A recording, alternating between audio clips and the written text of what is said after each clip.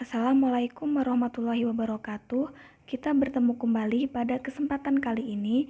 Kita akan membahas materi selanjutnya, yaitu sistem sirkulasi pada manusia. Sistem peredaran darah atau sistem sirkulasi adalah suatu sistem organ pada tubuh manusia yang berfungsi mengedarkan atau memindahkan zat dari dan ke sel-sel tubuh.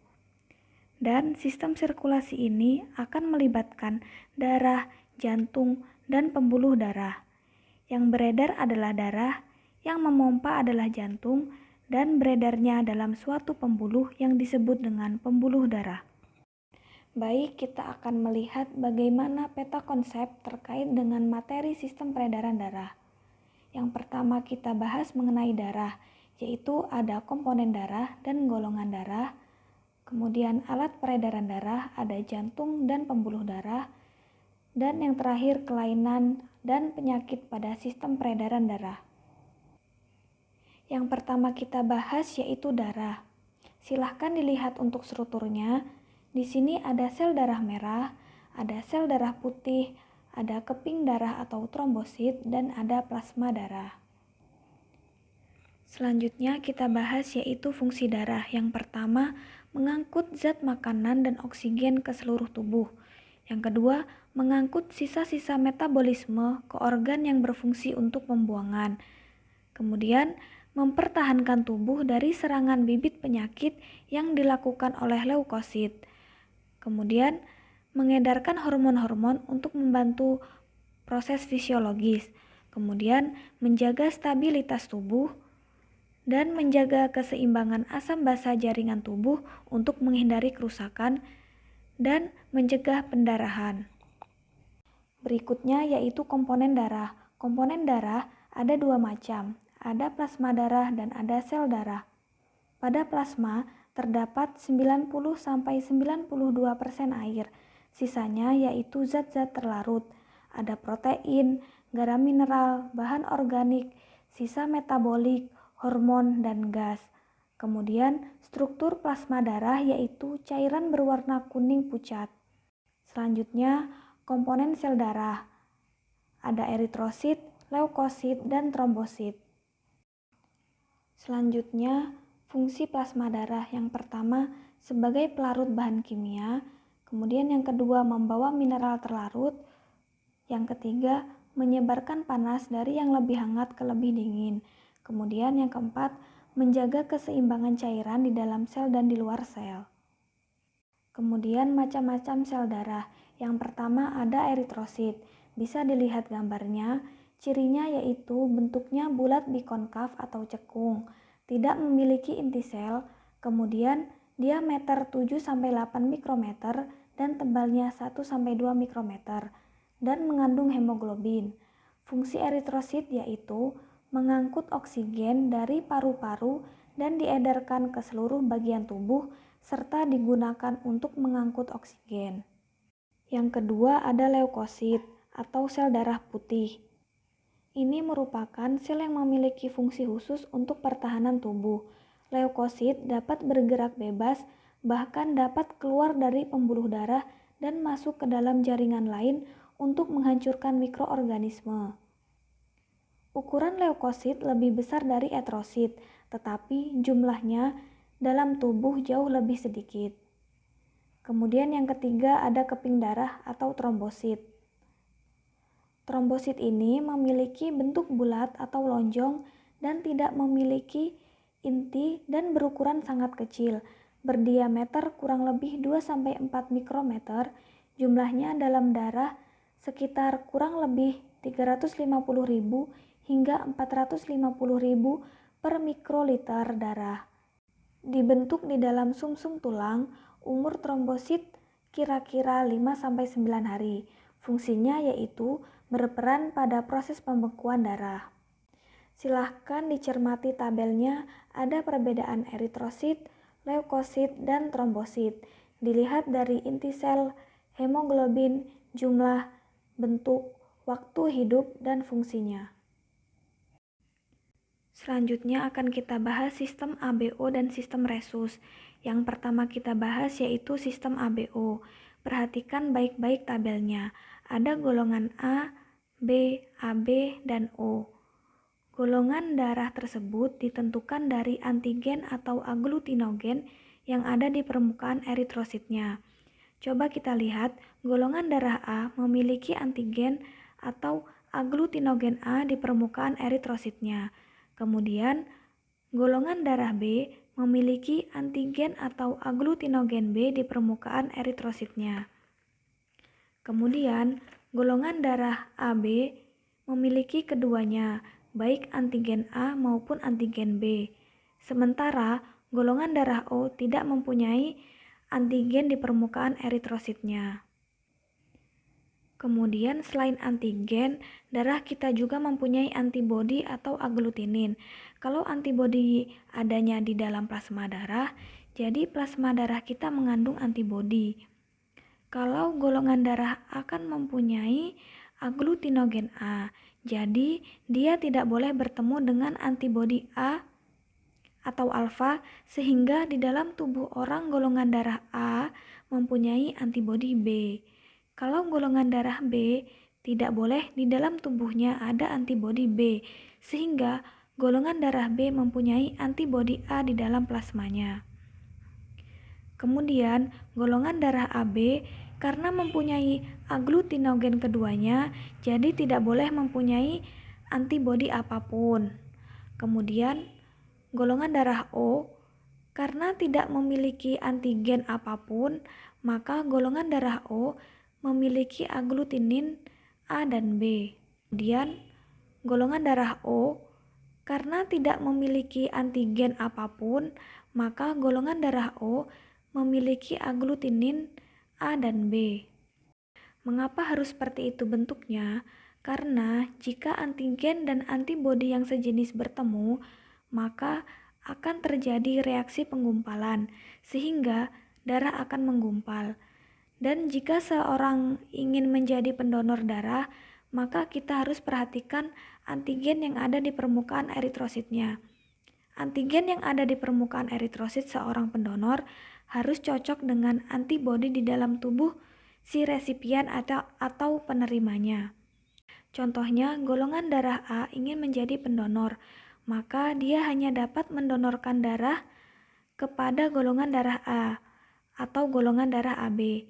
Karena di golongan darah A dan AB tidak ada antibodi A yang bisa mengumpalkan antigen A.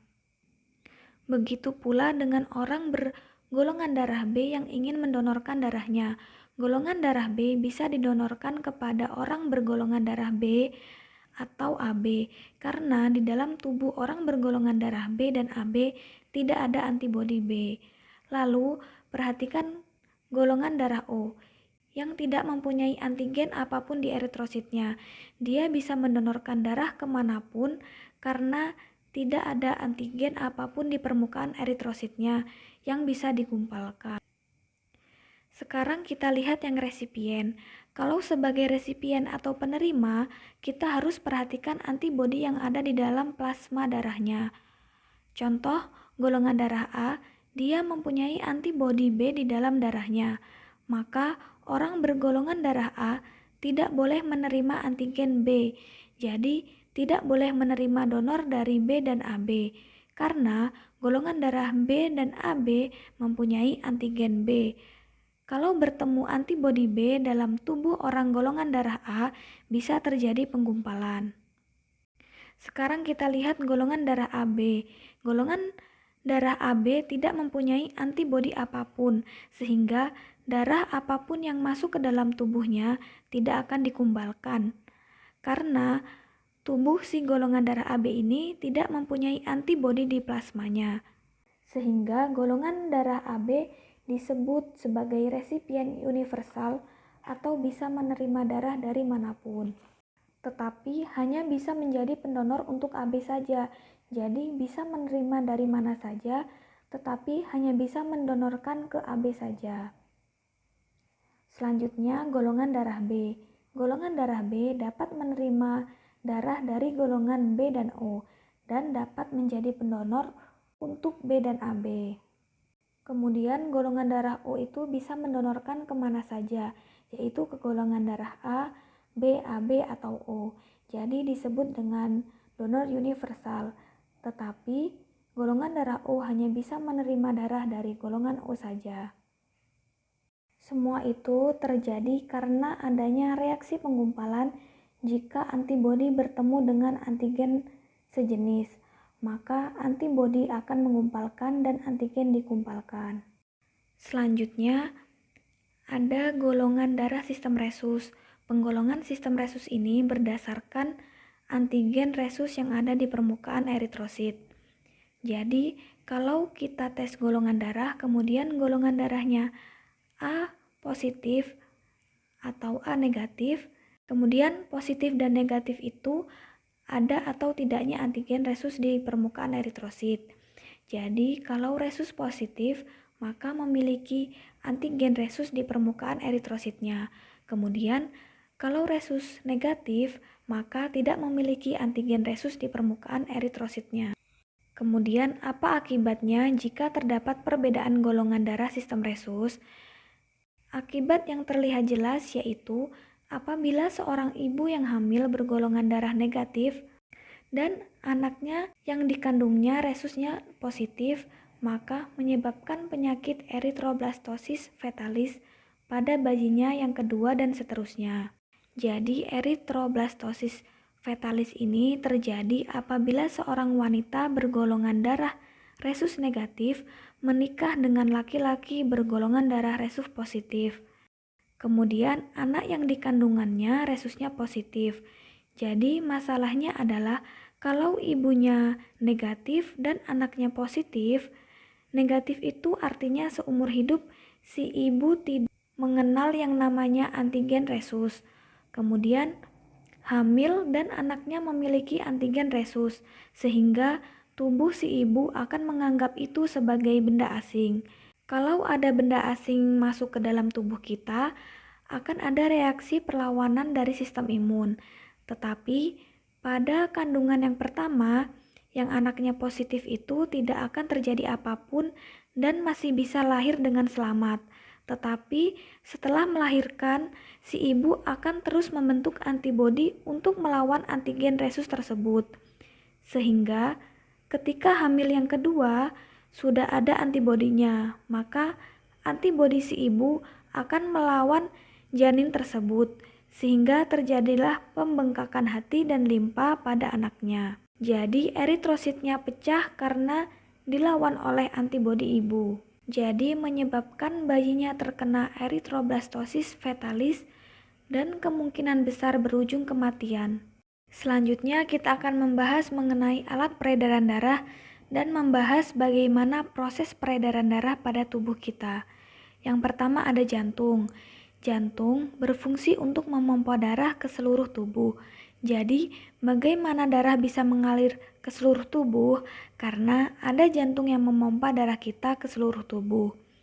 Jantung pada manusia memiliki 4 ruang, yaitu ada serambi kanan atau atrium dexter, ada bilik kanan atau ventricle dexter, kemudian ada serambi kiri atau atrium sinister, dan ada bilik kiri atau ventricle sinister. Nah, urutannya seperti itu ya. Jadi nanti darah akan masuk ke serambi kanan, lalu ke bilik kanan, lalu ke serambi kiri, lalu ke bilik kiri. Jadi itu sudah berurutan susunannya. Kemudian darah yang kaya CO2 atau karbon dioksida dari seluruh tubuh akan dikeluarkan dari bilik kanan menuju paru-paru.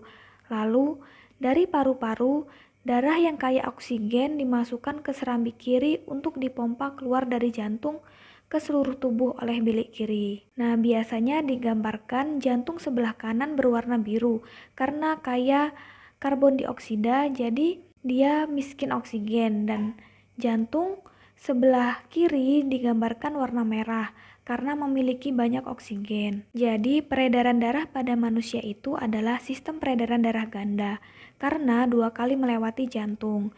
Jadi skemanya yaitu darah dari seluruh tubuh dialirkan masuk ke dalam jantung bagian serambi kanan oleh pembuluh vena. Pembuluh vena terbesar dari seluruh tubuh namanya vena cava. Lalu masuk melewati Katup yang berada di sebelah kanan namanya katup tricuspidalis. Dari serambi kanan masuk ke bilik kanan. Oleh bilik kanan, darah tersebut dipompa melewati pembuluh arteri pulmonaris menuju ke paru-paru. Nah, darahnya masih kaya CO2 dari seluruh tubuh dan dibawa ke paru-paru untuk apa? Untuk dikeluarkan CO2-nya atau karbon dioksidanya dan ditukar dengan oksigen.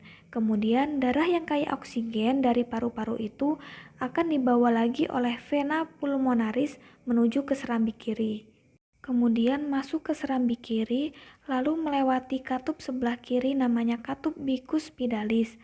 Masuklah ke bilik kiri, kemudian pada bilik kiri darah akan dipompa ke seluruh tubuh melalui pembuluh arteri terbesar, namanya pembuluh aorta. Dan darah ini akan dialirkan oleh aorta ke seluruh tubuh bagian atas maupun tubuh bagian bawah. Jadi ada dua macam peredaran darah ya. Yang pertama ada peredaran darah besar dan peredaran darah kecil. Peredaran darah besar urutannya dari bilik kiri dipompa melalui aorta, diedarkan ke seluruh tubuh, lalu kembali ke jantung melalui pembuluh vena cava dan masuk ke serambi kanan. Jadi kalau diringkas, peredaran darah besar itu urutannya jantung, kemudian ke seluruh tubuh, lalu kembali ke jantung. Kemudian ada peredaran darah kecil. Urutannya adalah darah dari bilik kanan akan dibawa oleh pembuluh arteri pulmonalis menuju ke paru-paru. Lalu di paru-paru terjadi pertukaran oksigen dan karbon dioksida. Kemudian dibawa kembali oleh pembuluh vena pulmonaris menuju ke jantung, yaitu ruangan serambi kiri. Jadi kalau diringkas, darah mengalir dari jantung, kemudian ke paru-paru, lalu kembali ke jantung. Selanjutnya yaitu macam-macam pembuluh darah. Jadi pembuluh darah adalah bagian dari sistem peredaran darah yang berbentuk tabung atau saluran tempat darah mengalir ke seluruh tubuh dan membawa nutrisi, oksigen, karbon dioksida, dan lain sebagainya. Pembuluh darah berdasarkan strukturnya dan arah alirannya terbagi menjadi arteri, vena, dan kapiler.